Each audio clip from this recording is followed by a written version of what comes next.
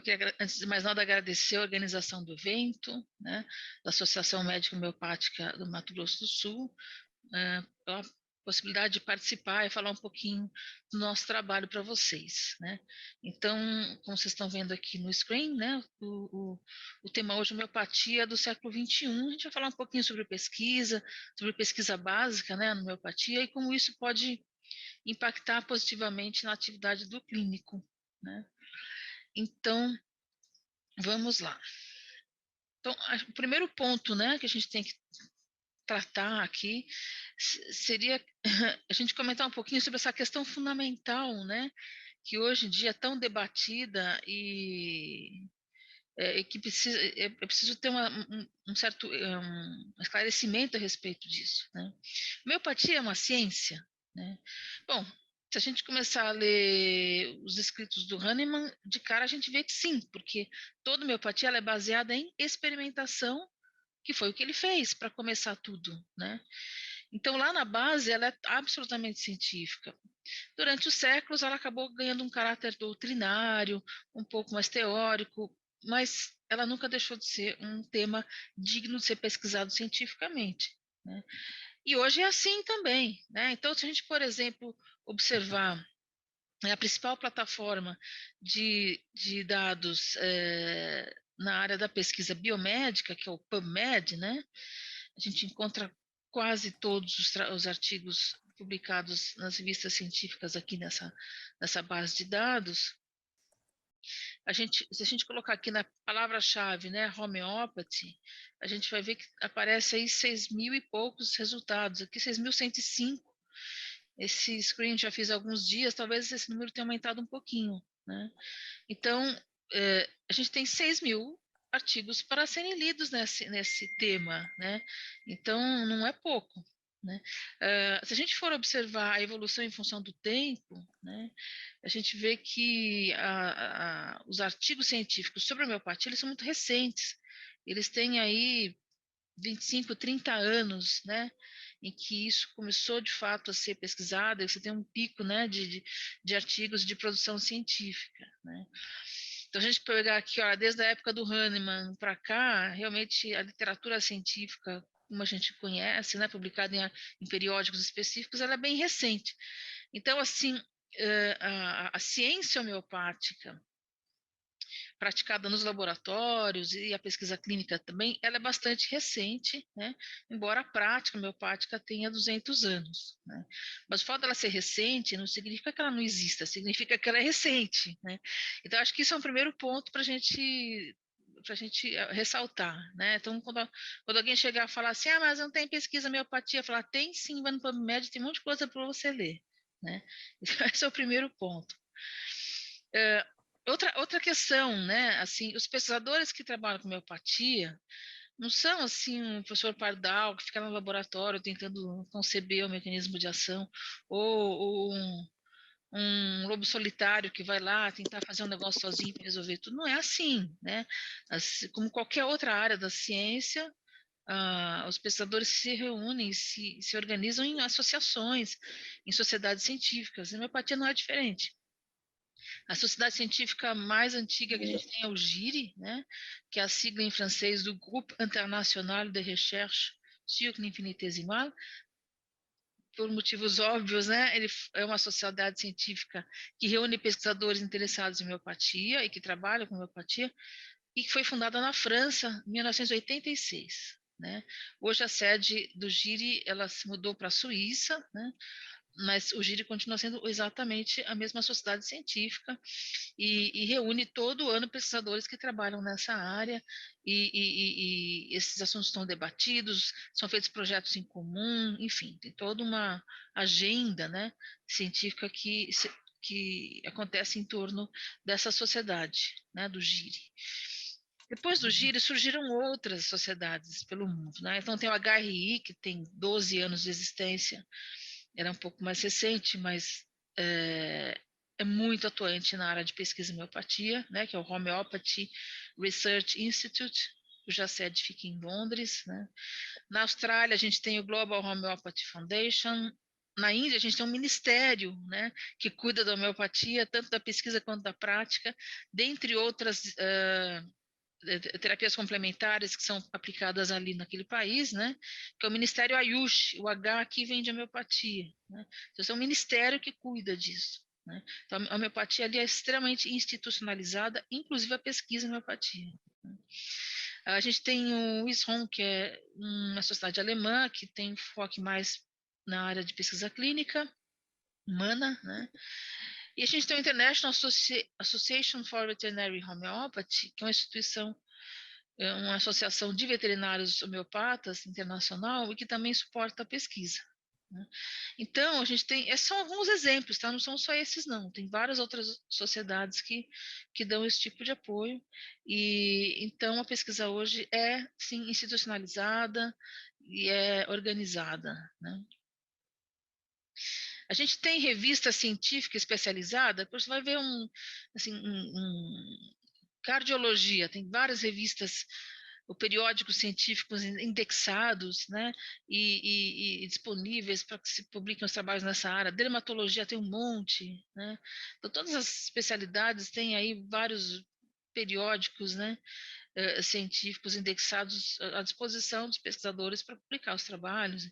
Claro, dentro de uma política de peer review, tem todo um procedimento de qualidade, né, da produção científica. E na homeopatia? Muitos dizem, ah, não, não tem. Tem sim, né? A gente tem aí pelo menos 2 periódicos bem interessantes e bem rigorosos em relação ao material publicado, né? Que é a Homeopathy, que é a revista mantida pela Faculdade de Homeopatia de Londres, está indexada no PubMed, tem fator de impacto, que é um fator de impacto bem razoável, tem uma boa classificação no Scopus, né, que é uma outra métrica que é utilizada, e está entre as primeiras revistas mais consultadas dentro da área de medicina complementar. Então, assim, é uma revista de referência e ela é muito boa, né? Então, tem material, sim, a maior parte do material que se tem disponível no PubMed sobre homeopatia, obviamente está nessa revista, mas não só, tem outras revistas que publicam coisas de homeopatia, até de outras áreas, dependendo das interfaces, né? Então, o material está aí, né? Assim, a gente tem uma estrutura científica sólida. A outra revista está indexada no Lilacs, ela é um pouco mais jovenzinha, né, e mais modesta. A Homeopathy tem 110 anos, o International Journal of High Dilution Research tem um pouquinho mais um torno de 15 anos, começou em 2008, né? Um pouquinho menos até. E então é uma revista bebezinha, ainda perto da Homeopathy, que tem 110 anos. Então, é indexada no Lilacs, por enquanto, né? E tem o suporte do GIR e do HRI. Né?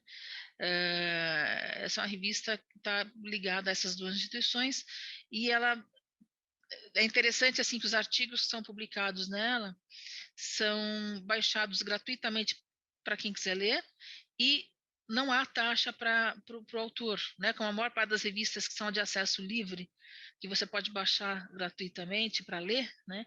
Em geral, quem publica paga uma taxa de edição, né? E que não é barata. E aqui não, é gratuito para todo mundo, tanto para o autor, quando o trabalho é aceito, quanto para quem quer ler os artigos, né? Isso tudo justamente por conta do caráter de voluntariado de todo mundo que trabalha na revista, no sentido de oferecer material científico de qualidade para todo mundo que quiser ler e dar oportunidade de publicação para todo mundo que tiver coisa boa para publicar, né? Obviamente, os critérios de seleção, análise por pares é extremamente rigoroso, então a ideia é realmente manter esse material com a maior qualidade possível, né? Então, você tem 2 exemplos de revistas super rigorosas e que oferece sim para quem quiser ler, para quem quiser estudar, uma boa parte do que se faz de pesquisa em homeopatia pelo mundo, né? São ambas internacionais, então você tem trabalhos de todas as regiões do mundo publicadas aqui. Então você tem uma literatura especializada assim, tem revista especializada assim. Então a gente tem uma estrutura de pesquisa que funciona há 30 anos e que, né, ou até antes, no caso da homeopathy, e que muitas vezes as pessoas desconhecem, né? E até são até é um material subutilizado até pelos próprios homeopatas, né? Que não têm o hábito de ler esses artigos. Eu acho que aí fica um convite, né? Acho que passou da hora dos homeopatas começarem a incorporar na sua rotina de estudos a leitura de artigos científicos, né? O mundo hoje demanda isso, né? Os pacientes demandam isso, para quem é veterinário, os tutores demandam isso, então é uma demanda que está aí premente, a gente tem que atender. E o material está aí disponível, né? Bom, tirando essa parte estrutural, vamos falar um pouquinho também das hipóteses e as descobertas acerca dos mecanismos de ação, que é outra grande pergunta que sempre as pessoas fazem para a gente, né? Então vamos começar por partes aqui. Deixa eu, peraí, aí.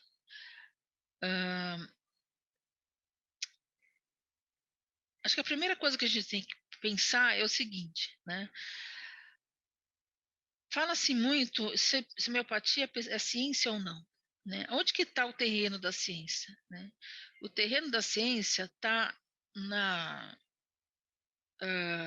construção do conhecimento a partir de experiências, a partir de observações objetivas, a partir de análise estatística, a partir de análises objetivas de fatos, né? Esse é o conhecimento que a gente chama que é um conhecimento obtido a posteriori, né? A posteriori, ou seja, após a experiência, né? Todo conhecimento obtido, ou conceito construído a priori, de forma a priorística, está fora do ambiente da ciência, né? Então a gente precisa prestar bem atenção, porque muitas vezes a gente se depara com pessoas que às vezes até criticam a homeopatia. Por exemplo, a homeopatia não é ciência, não tem pesquisa. Esse é um conceito estabelecido de forma priorística. Então já é um conceito anticientífico, porque está fora do ambiente científico. A ciência é o seguinte: você demonstra, e o que está demonstrado a gente considera como um pedacinho de verdade, né? Claro que isso depois, ao longo do tempo, pode ser amadurecido, pode ser revisto, né? Mas o que também faz parte do processo da ciência, mas é sempre a posteriori, é sempre com base em dados objetivos que você olha e mede, né? Então, muito cuidado, às vezes, tanto pessoas que, às vezes, têm uma certa ideia ou algum palpite a respeito de mecanismo de ação de homeopatia, por exemplo, estabelece uma ideia priorística e vende como sendo uma ideia científica. Não é, né? E idem por parte das pessoas que criticam a homeopatia, que muitas vezes essa crítica também não tem base científica. Então, a construção da ciência ela é muito boa, né? E isso graças a René Descartes, né, que ele construiu um método para se gerar conhecimento que é muito bom. E esse método funciona, né? E esse método está baseado nessa ideia de você construir o conhecimento com base sempre em conceitos estabelecidos a posteriori, ou seja, a partir de uma experiência concreta que você pode ver os efeitos e tirar conclusões dali, né? Então, essa é a base de tudo.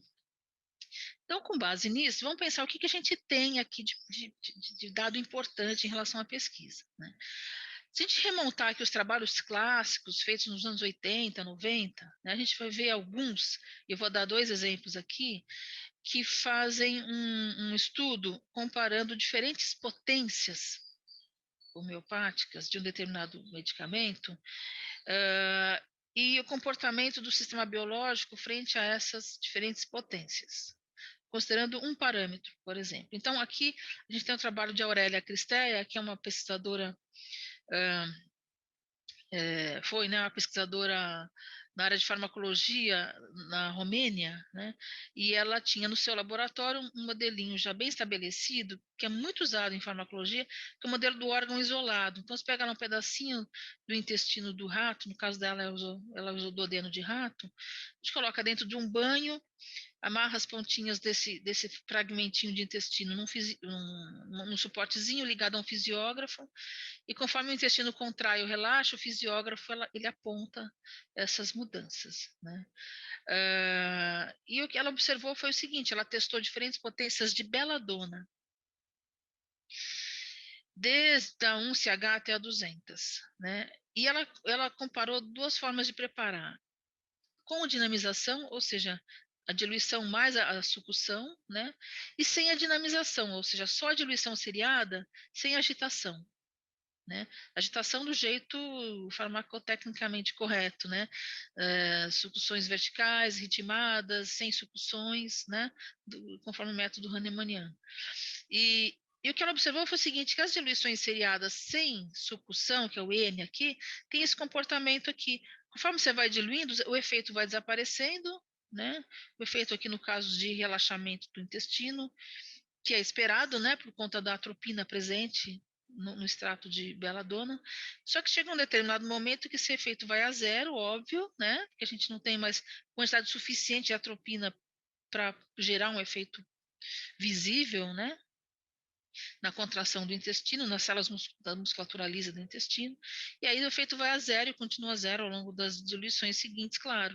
Né? Então, essa diluição seriada sem sucção, ela gera aqui um efeito farmacológico clássico, esperado, né? sem novidade nenhuma. Quando você faz a sucção, o comportamento é diferente. Né? Então, primeiro que esse efeito permanece presente por várias potências, até em torno de CH30, né? E depois ele ganha um aspecto oscilatório, né? Ora contraindo, ora relaxando o intestino, né? E aí e essa distribuição das potências obedece a um sistema de zonas, né? Então você tem aqui uma área, uma banda, né? De potências que tem um efeito num determinado sentido e uma banda que tem efeito no outro sentido. Então dá um aspecto oscilatório.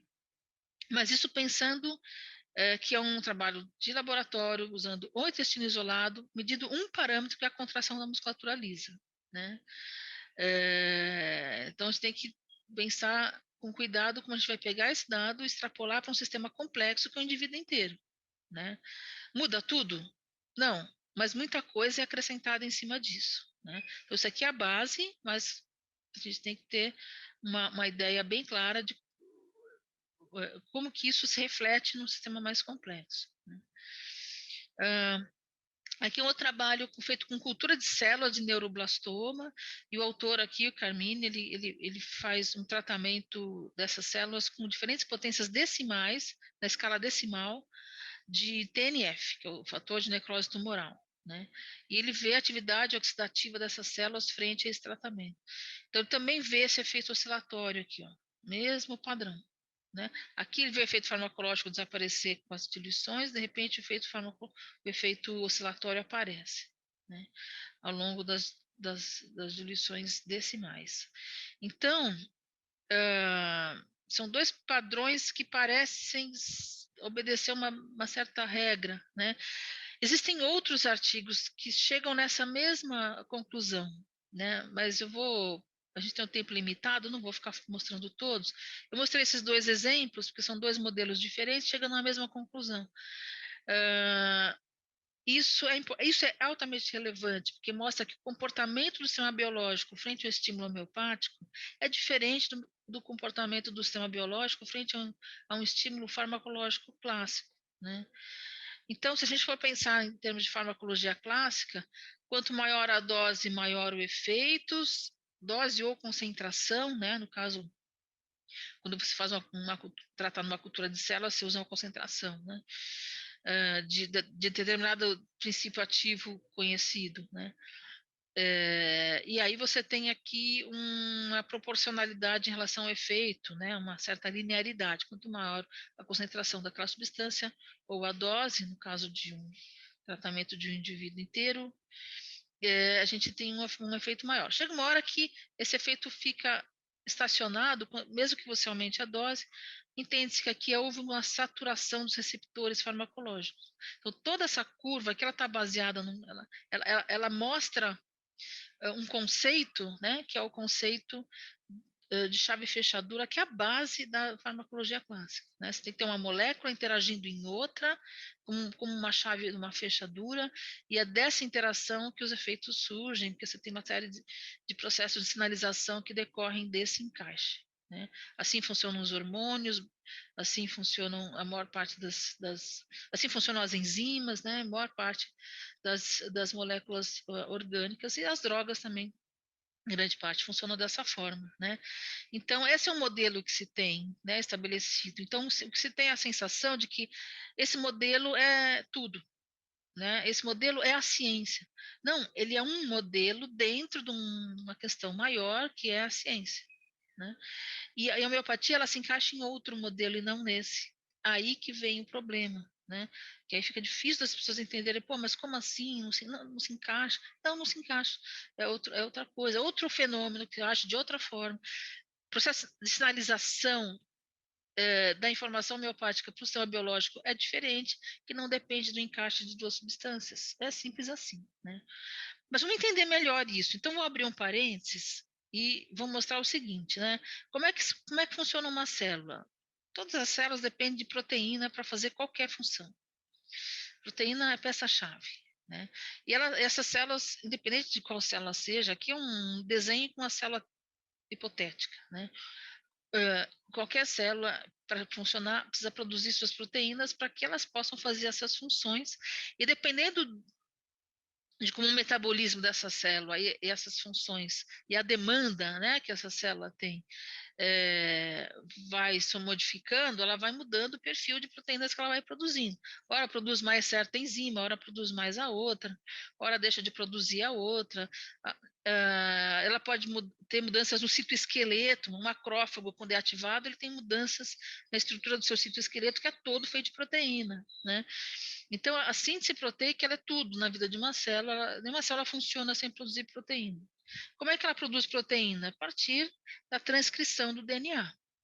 Então, você tem lá segmentos da dupla fita que correspondem a um determinado gene, que corresponde a uma determinada proteína, né, que é codificada a partir daí, né? Esses segmentos não necessariamente são contínuos, eles podem ser fragmentados, mas na transcrição eles eles são codificados numa fita simples, né, de RNA mensageiro. Então, esse é o processo de transcrição. Esse RNA mensageiro que se produz aqui a partir da transcrição gênica, ele é exportado para o citoplasma e lá ocorre a tradução, ou seja, esse código gerado aqui pelo RNA mensageiro, ele vai ser traduzido numa proteína pela sequência de aminoácidos que vai ser montada aqui, né, como se fosse um colar de pérolas, né, a partir dessa codificação do RNA mensageiro. Essa sequência de aminoácidos, então, ela acaba se novelando, formando a estrutura terciária. Esse novelamento acontece por carga, né, por um encaixe de cargas da própria estrutura da proteína. Às vezes ela é singlobular, às vezes ela é filamentosa. Então, esse formato, essa estrutura terciária pode ser diferente, dependendo da natureza da proteína. Mas, assim, dessa forma estruturada, de forma tridimensional, ela é ativa e vai fazer o papel dela, né? Ou como uma proteína estrutural, ou como uma enzima, ou com proteína de glicoproteína de superfície celular, né, de membrana. Então, pode até atuar como receptor ou parte de receptor, as proteínas, enfim, tudo vai funcionar em torno dessa síntese proteica, né? E como isso é regulado? Isso é regulado por um processo que a gente chama de regulação epigenética, né? Como que a célula vai saber quais são os genes que ela tem que transcrever naquele momento para que ela funcione como ela tem que funcionar? Bom, o que regula quais genes vão ser transcritos e quais genes vão ser silenciados é a regulação epigenética, que hoje a gente conhece são três mecanismos fundamentais bioquímicos, né? Um deles é a metilação do DNA, então o DNA ligado a um radical metil, ele não pode ser transcrito, ele fica silenciado, né? Aquele trecho da fita se torna silenciada. Então, uma metilação é uma forma de silenciamento gênico, né?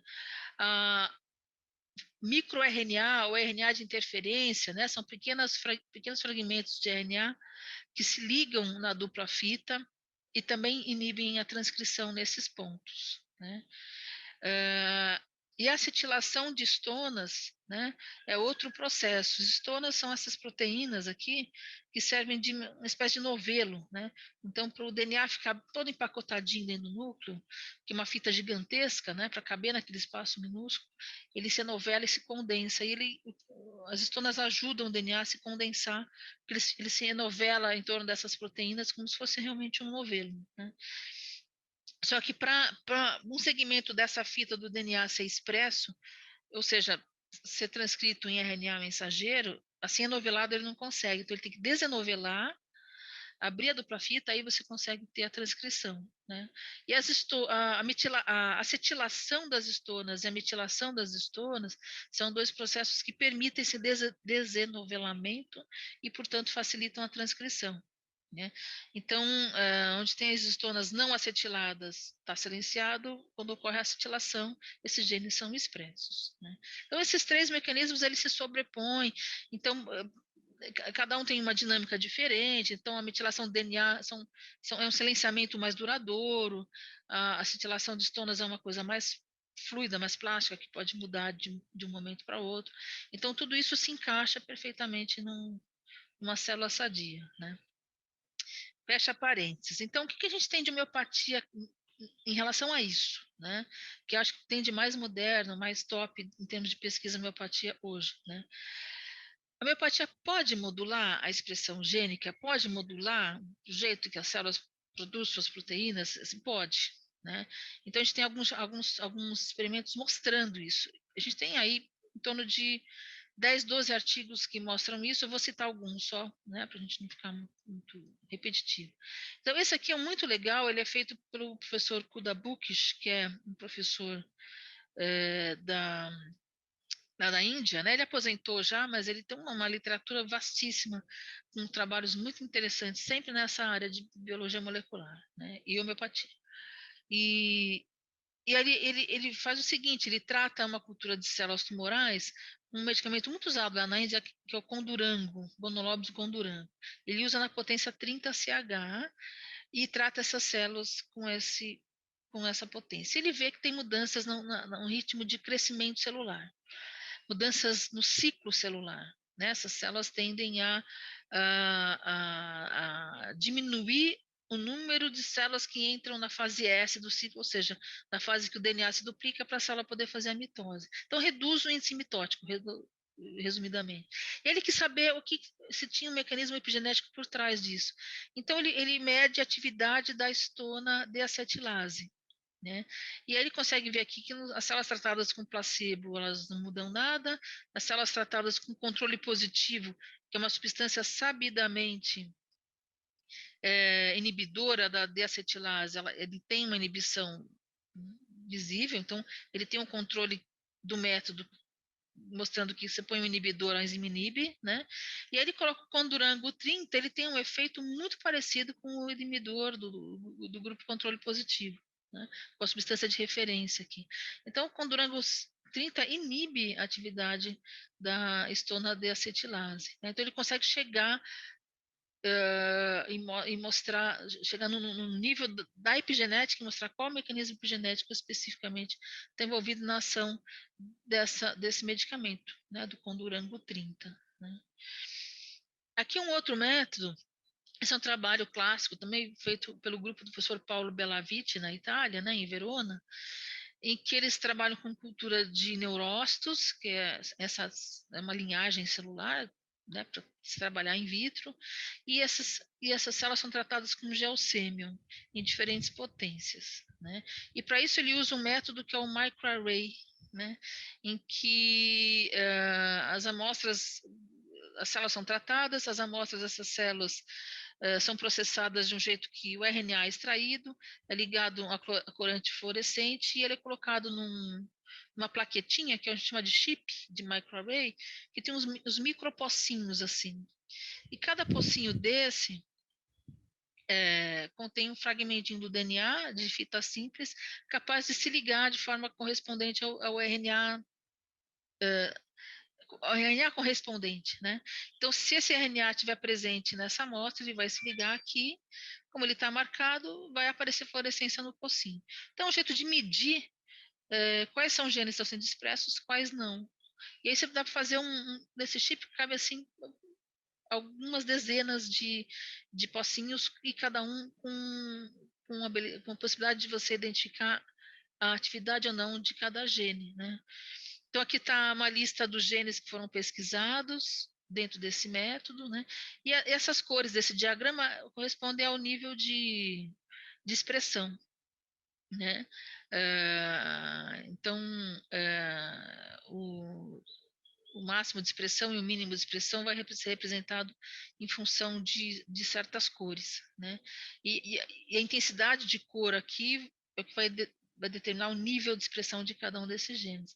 Então dá para ver que assim a combinação de genes que são expressos ou silenciados ou parcialmente silenciados para cada potência, ela é diferente. Então, como se cada potência tem um efeito diferente da outra, como se fossem medicamentos diferentes. Então, existe uma diferença qualitativa na ação de entre uma potência e outra. Uma mexe com alguns genes, a outra mexe com outros genes, né?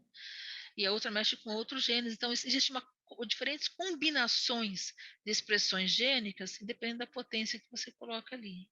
Depois ele reuniu esses dados em grupos de genes e fez esses gráficos mostrando o comportamento deles em função da potência, né?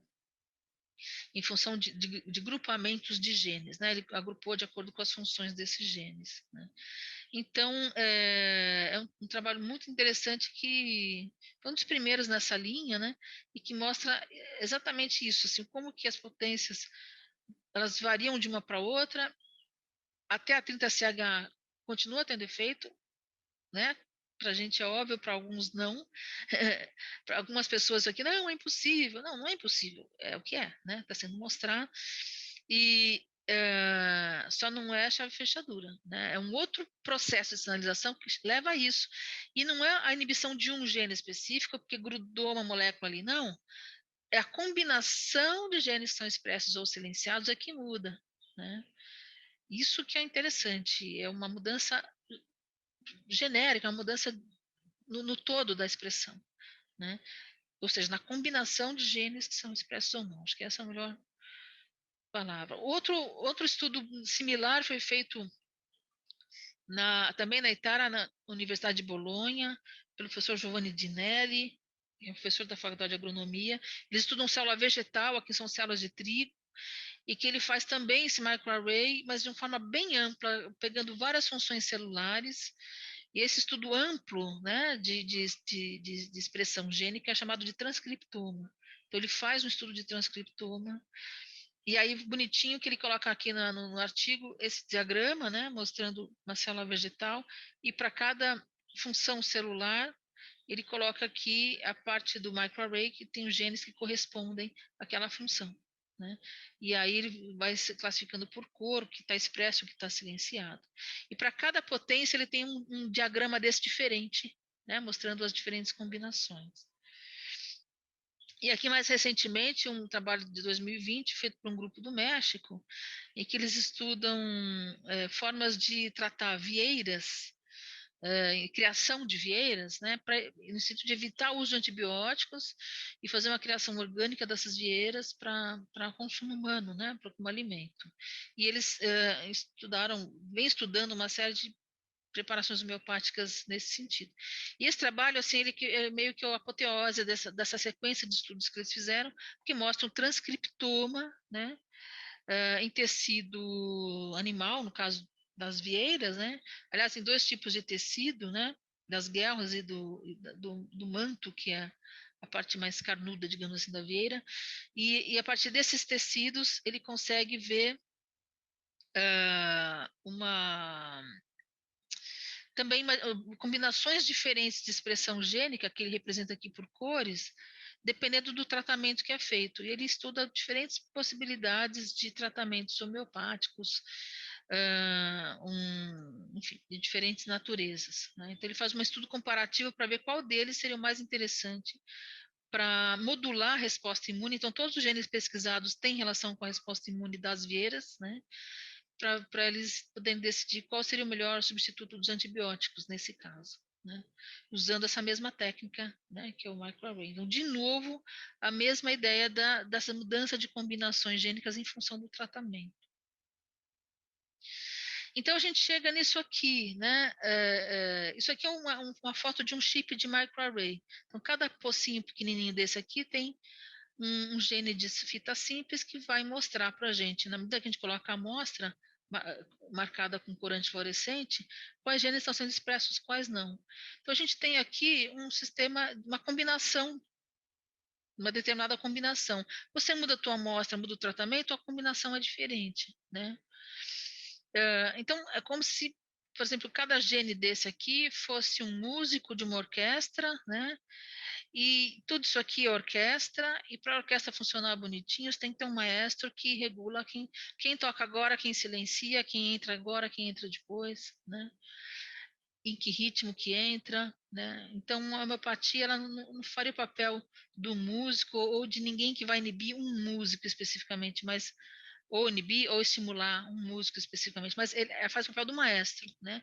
De construir essa combinação do jeito que melhor adapte o organismo ao desafio que aquele organismo está sendo submetido, né? É sempre no sentido de melhorar a adaptação. Isso é bem interessante também, né? Então, olha, esse sistema chave-fechadura, ele é excelente, funciona, está muito bem estabelecido na literatura, ninguém discute isso, né? Mas não é tudo, tem mais coisa além disso, né? Esse que a gente, que é difícil das pessoas entenderem às vezes, né? Não é 100%. Ele é muito bom, funciona, também é um conhecimento robusto, mas não é tudo, né? Então a gente chega nessa ideia de combinações, né? De isso aqui é um código, né? Então equivale a um QR Code aqui, né?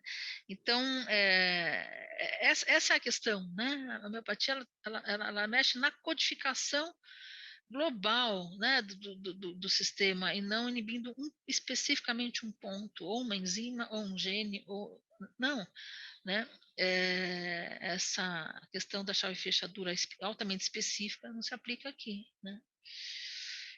Bom, esse é um lado da história, né? Que é o lado do que acontece biologicamente, né? Mas tem o outro lado da história que é assim, como que a homeopatia interfere na expressão gênica dessa forma, né? O que faz mudar, né? Então você tem um lado físico-químico que precisa ser entendido, né?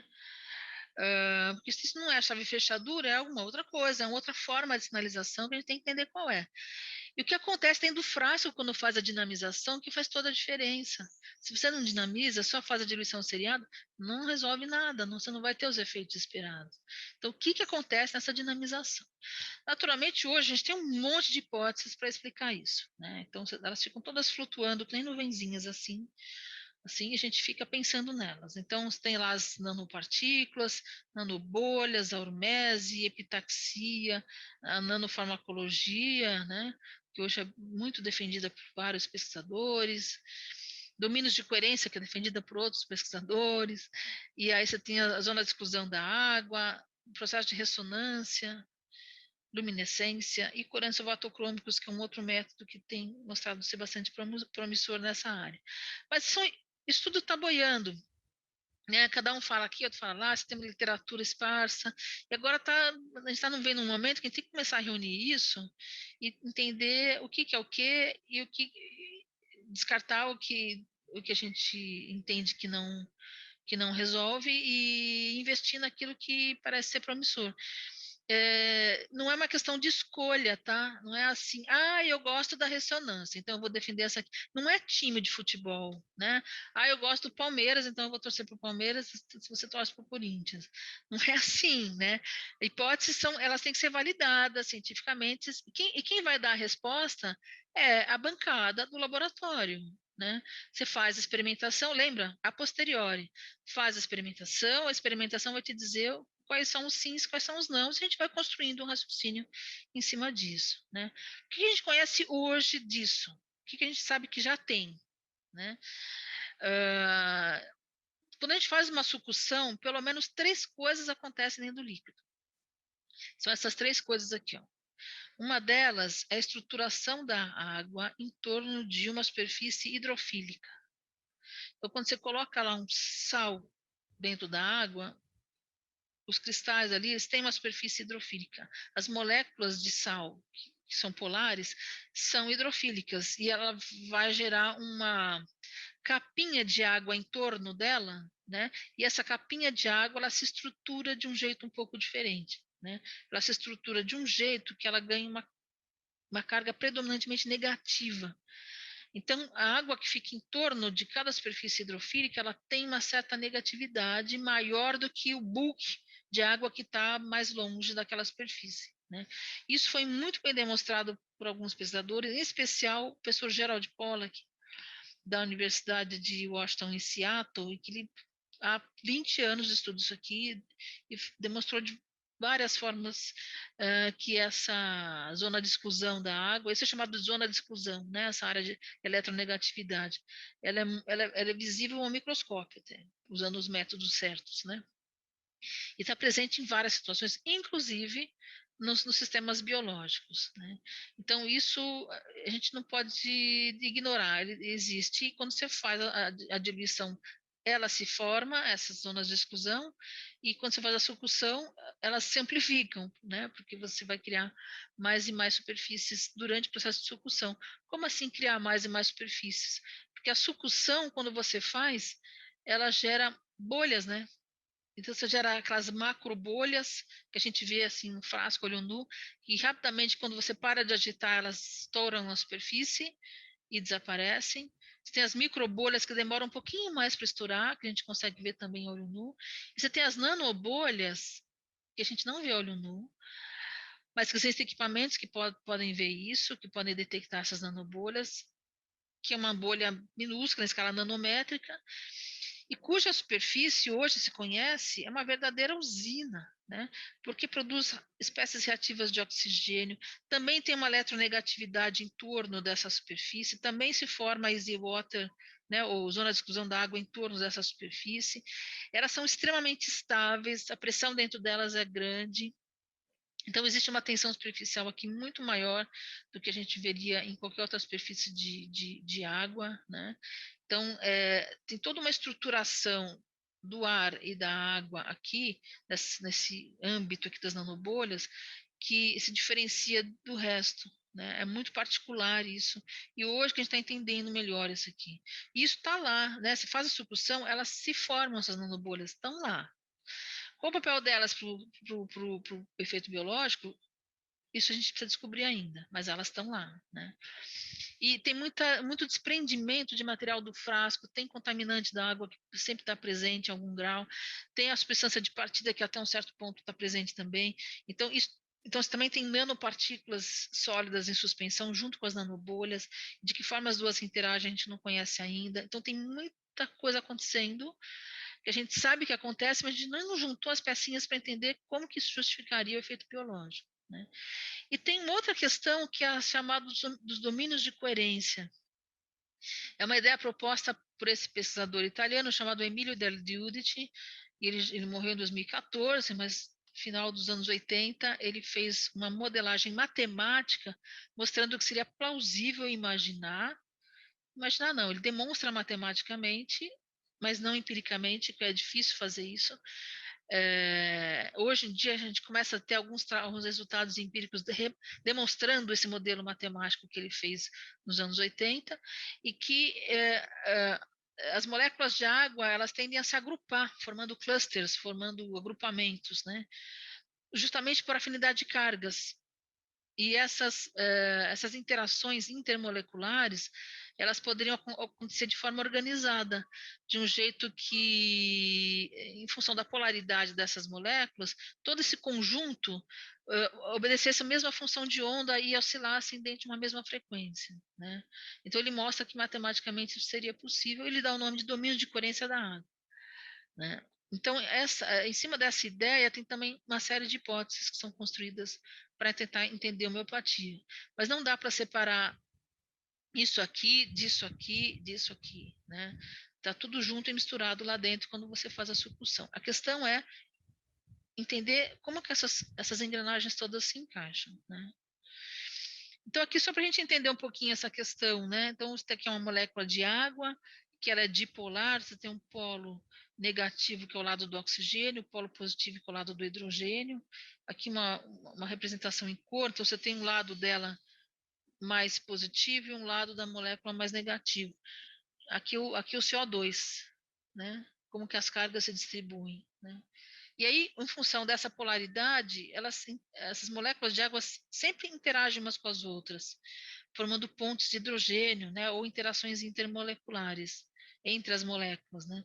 Então elas vão se interagindo, formando mosaicos, e esses mosaicos podem assumir diferentes configurações, e para cada configuração você tem uma polaridade geral aqui desse conjunto que é diferente, né? A gente chama isso de momento de polo elétrico.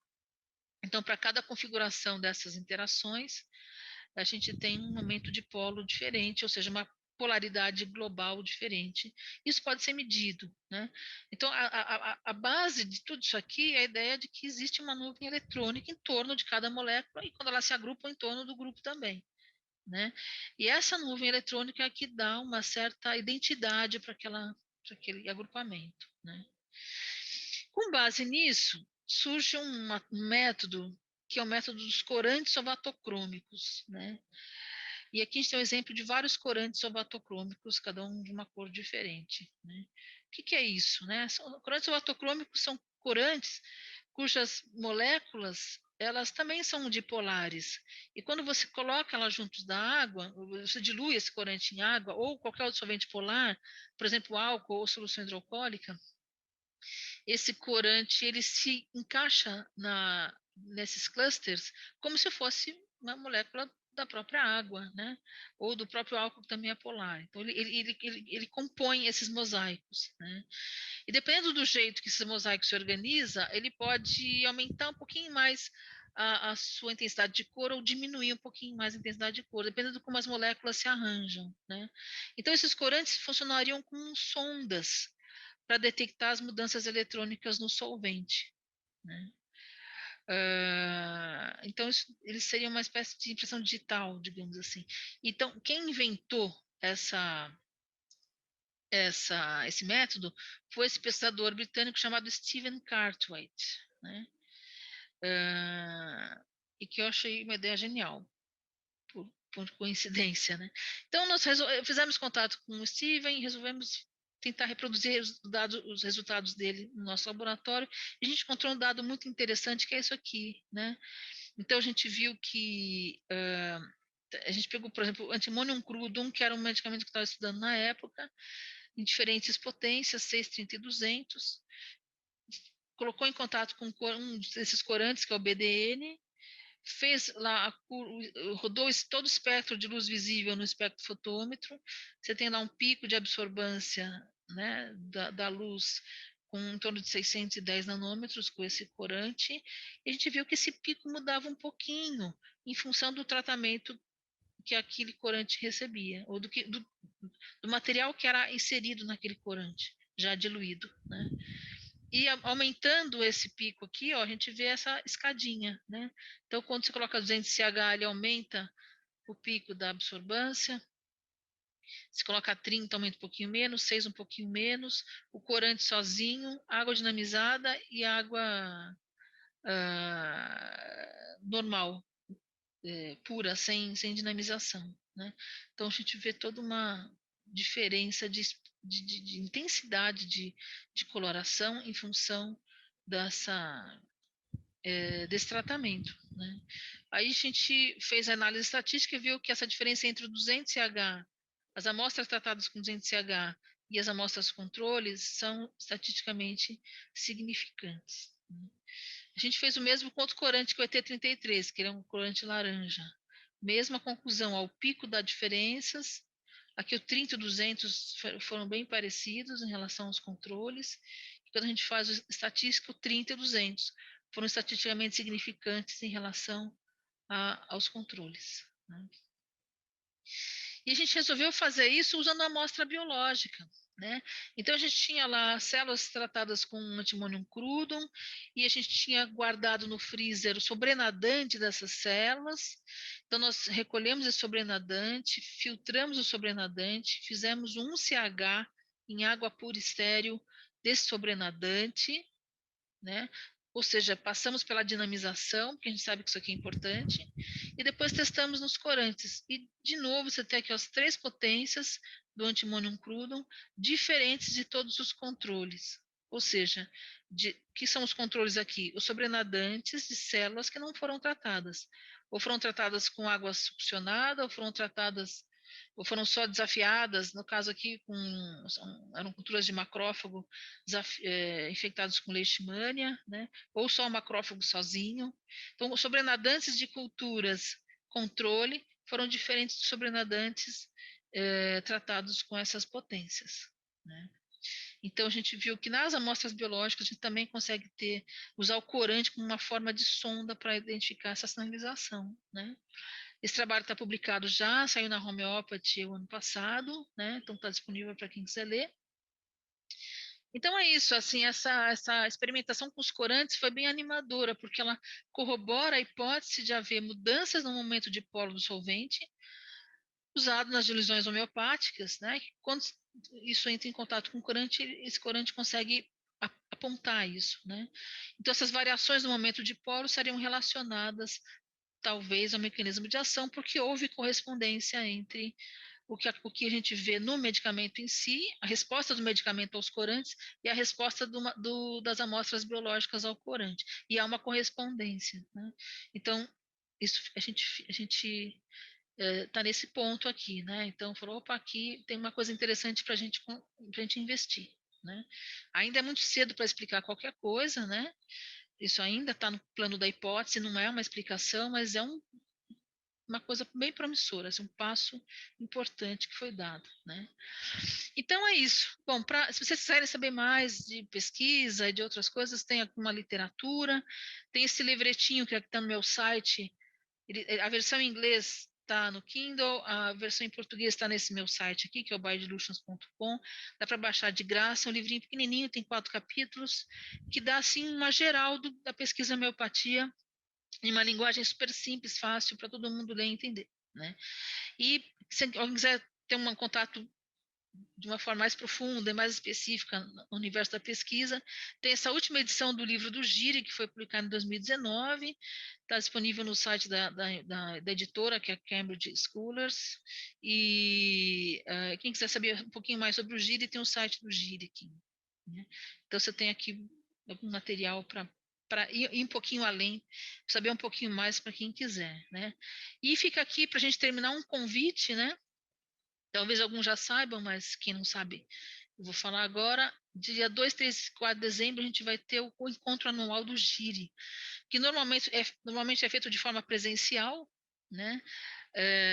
Mas agora, durante a pandemia, tem sido feito de forma online, né? Como tudo, né? E esse ano vai ser online também. E o mais legal é que quem está organizando isso é o pessoal da Federal do Rio, né? O pessoal, a equipe lá da professora Carla Landino, né? E eles conseguiram subsídios para organizar esse evento online e, portanto, as inscrições são gratuitas.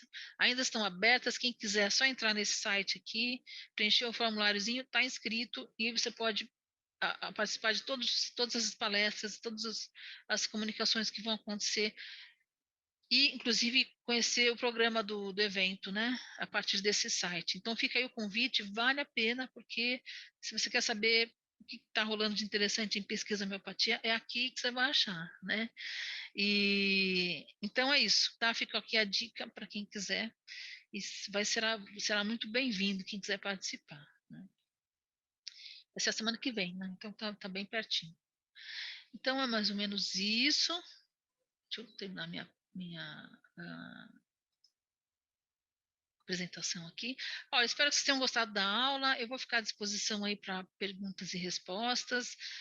Bom, ela está sendo gravada a aula, então se alguém quiser fazer alguma pergunta, é só fazer o contato com os organizadores aí do evento e a gente pode encaminhar o e-mail e a gente vai conversando por e-mail, enfim. Fico à disposição, tá bom? Aí nos próximos dias. Então é isso, gente.